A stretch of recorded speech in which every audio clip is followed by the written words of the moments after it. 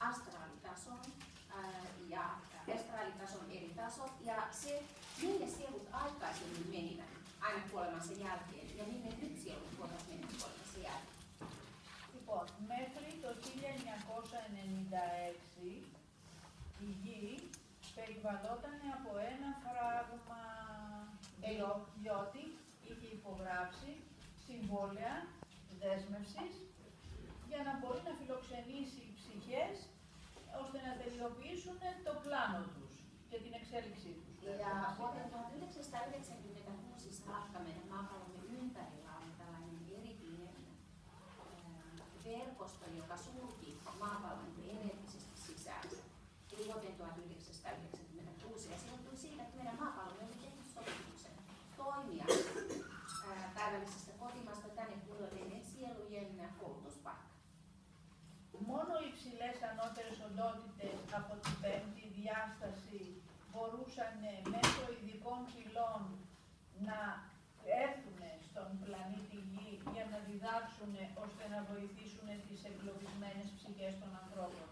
Ja paikallisesta kotimaasta meidän viidennestä ulottuvuudesta oli erityisiä portteja, joita pystyvät käyttämään korkeavärähteiset valo-olennot ja he käyttivät näitä portteja apuna aina silloin, kun he halusivat tulla jonkin erittäin tärkeään opetustehtävään maapallolle.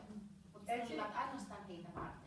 Έτσι λοιπόν οι χιλιάδες ψυχές που ενσαρκωνόντουσαν, εάν δεν είχαν ολοκληρώσει την αποστολή και την εκπαίδευσή τους, δεν μπορούσαν να βγουν έξω από αυτό το φράγμα που είχε μπει γύρω από τη γη, που ήταν μια ομηρία στην ουσία.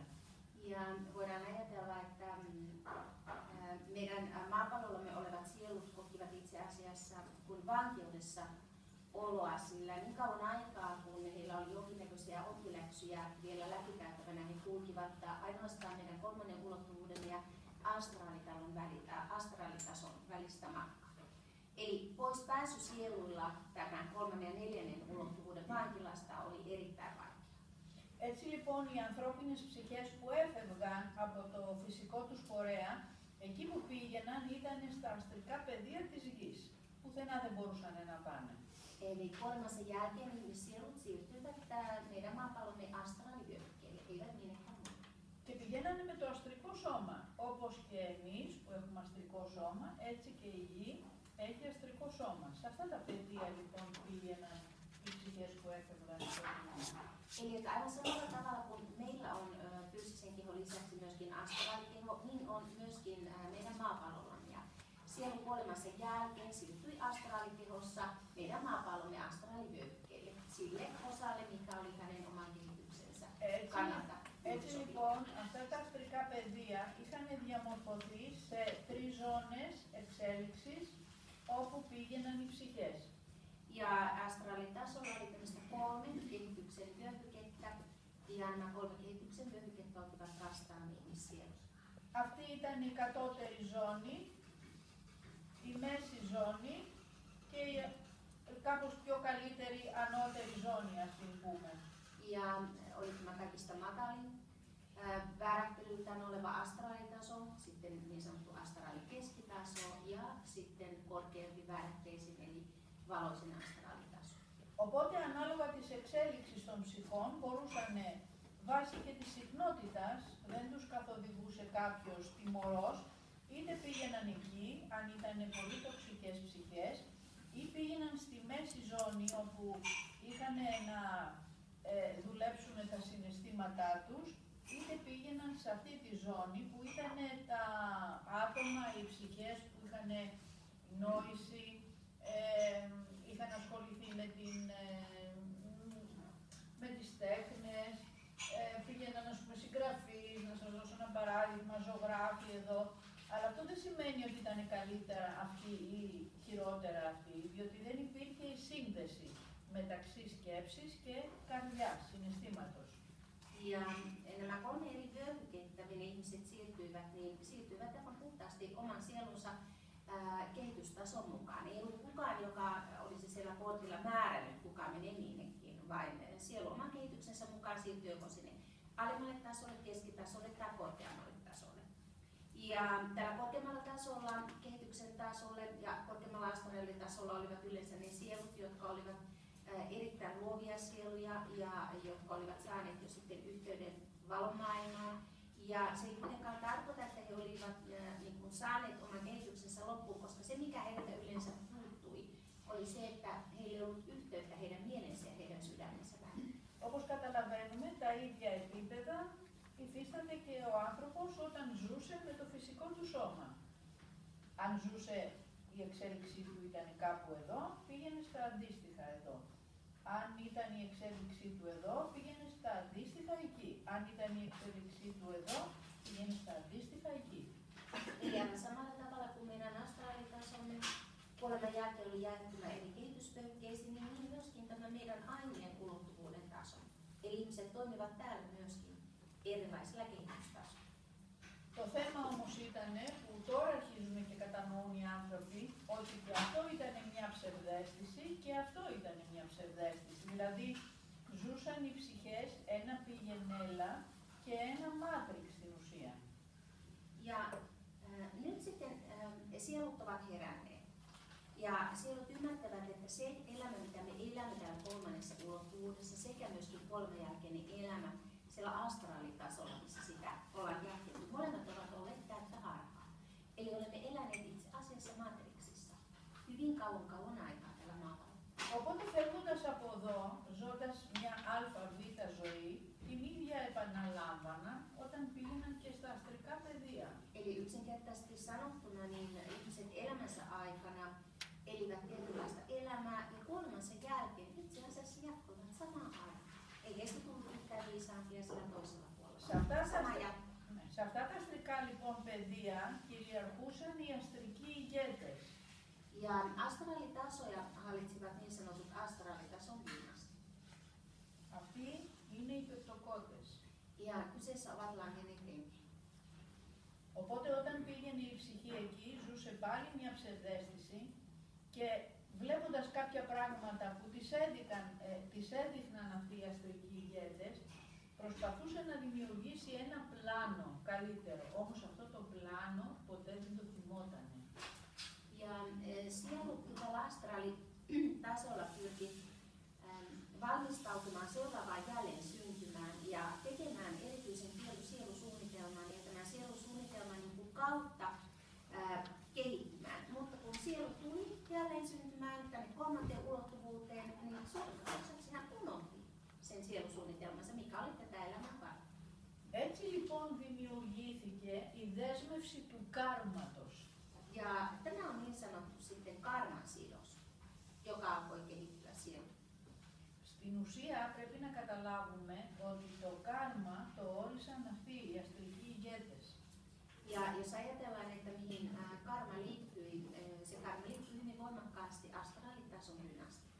Διότι ναι μεν έκαναν ένα πλάνο οι ψυχές εκεί για να ξανάρθουν να εξαρκωθούν πιστεύοντας ότι θα μπορούσαν να το καλυτερεύσουν, αλλά επειδή δεν θυμόντουσαν, επαναλάμβαναν τα ίδια λάθη και τις ίδιες συμπεριφορές. Δηλαδή έμπαιναν στον νόμο του μιμητισμού, της επανάληψης. Ja jos ajatellaan, että sinulla oli mahdollisuus tehdä tämmöinen sielusuunnitelma tuolla astraalitason puolella, mutta sillä hetkellä kun sielu syntyi, niin muisti pyyhittiin pois. Ja se tarkoittaa sitä, että sielu jälleen syntymästä toiseen itse asiassa mahti omaa itseään. Teki uudestaan toisti samoja käyttäytymismalleja, uudestaan toisti samoja ajatusmalleja ja näin ollen oli tällaisessa jatkuvassa samanlaisessa karman pyörässä. Ο Ιησούς Χριστός όταν γεννήθηκε στον πλανήτη Γη, η κυρίως αποστολή του ήταν να δεσμεύσει αυτούς τους αστρικούς ηγέτες και να τους τονίσει ότι όποια ψυχή ήθελε να απελευθερωθεί και είχε ολοκληρώσει το πλάνο της, να την αφήνουν να φεύγει για να γυρίζει στην ουράνια πατρίδα της. Ja Jeesus Kristus syntyi maapallolle ja hänen tehtävänsä oli itse asiassa murtaa astraalitason portit niin, että nämä sielut, jotka olivat loppuun käyneet kehityksensä ja kaikki oppituntinsa, jotta heillä olisi mahdollisuus palata takaisin taivaalliseen kotimaahan. Και έχουμε τώρα το εξής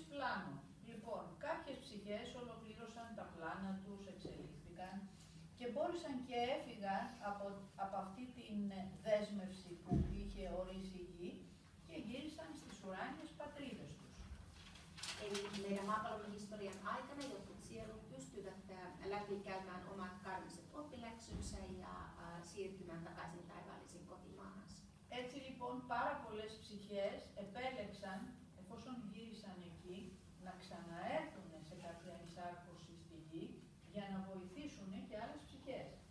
Ja nämä sielut, jotka onnistuivat palaamaan takaisin taivaalliseen kotimaahansa, olivat keränneet hyvin paljon kokemuksia tästä maallisesta elämästä. Ja tästä johtuen monet heistä valitsivat siellä taivaallisessa kotimaassaan uuden lähetystehtävän ja palata maapallolle opettamaan ihmisiä. Αυτές λοιπόν οι ψυχές που ήρθαν από τις ουράνιες πατρίδες αφυπνίστηκαν σε κάποια ηλικία, σε κάποια αποστολή, την οποία την ακολουθούν πιστά. Ja nämä sielut, jotka laskeutuivat syntymään taivaallisesta kotimaastaan, jossain vaiheessa sitten elämänsä siirtyivät siihen sielusuunnitelmaan, jonka tehtävänä oli viedä heitä eteenpäin yhdessä toisten ihmisten kanssa, oppia uudestaan palaamaan takaisin taivaalliseen kotimaahan. Και ήρθαν φυσικά γιατί γνώριζαν ότι το 1996 αυτή η χρονολογία θα σπάσουν τα συμβόλαια της γης. Έτσι ήρθανε για να ενημερώσουν πάρα πολλούς ανθρώπους σε οποιαδήποτε ειδικότητα επέλεξαν. Γιατί οι αποστολές είναι πάρα πολλές. Δεν ήρθαν όλοι να διδάξουν, ήρθαν να επιλέξουν και άλλους τομείς, αλλά μέσα από αυτούς τους τομείς δίδαξαν πάρα πολλά και αφύπνισαν πάρα πολλούς ανθρώπους. Ja hyvin paljon sieluja taivallisesta kotimaasta on tullut maapallolle siihen aikaan syntymään, että he ovat olleet vaikuttamassa täällä maapallolla vuoden 1996 aikana. Eli vuosi 1996 on merkittävä vuosi johtuen siitä, että silloin portit takaisin paluulle taivaalliseen kotimaahan avautuivat. Eli että täältä astraalitason kautta tai astraalitason lävitse tulivat uudet portit suoraan kohti taivaallista kotimaatansa. Ja nämä sielut, jotka täällä taivaallisesta kotimaasta ovat tulleet tekemään tätä erityistä opetustehtävää, eivät välttämättä ole kaikki fyysisesti opettajia tavalla tai toisella. He saattavat tehdä ihan muuta ammattia tällä maapallolla ja oman työnsä kautta hyvin monenlaisella tavalla vaikuttaa ihmisiin herättäen. Οπότε, όπως καταλαβαίνετε, μόλις έληξαν τα συμβόλαια, άρχισαν να κατεβαίνουν φωτεινές οντότητες. Ja kuten ymmärrätte, eli että vielä vuoden 1996 jälkeen, kun meidän maapallomme tämä sopimus toimia sielujen koulutuskeskuksena päättyi, niin silloin taivaat avautuivat ja hyvin paljon lähetystä ja taivaallisesta kotimaasta tuli tänne maahan. Hierolle jatkuvasti. Παραδείγματος χάρη, τάγματα των Ελοχήμ, οι οποίοι τι έκαναν, εγκλώβησαν αυτούς τους αστρικούς ηγέτες εδώ, σε αυτά τα πεδία, χωρίς να μπορούν να κάνουν οτιδήποτε. Ja taivallisista olennoista ehkä kaikista merkittävimmät, jotka maapallolle tulivat, ovat Elohim-enkelit. Ja Elohim-enkelit tekevät työtä, niin he ovat astraalitason ja dynastit lukinneet astraalin eri tasoja. Elohim-enkelit ovat saapuneet taivaalliseen. Eli Elohim-enkelit ovat nämä kaikista suurimmat voimat, jotka ovat saapuneet vaikuttamaan meidän maapallollamme. Ja heidän tehtävänään, koska he ovat pidenneen ulottuvuuden ja siellä korkeammalta tulevia valolentoja, niin he ovat sulkeneet astraalitasolla olevat nämä langenneet enkelit sinne.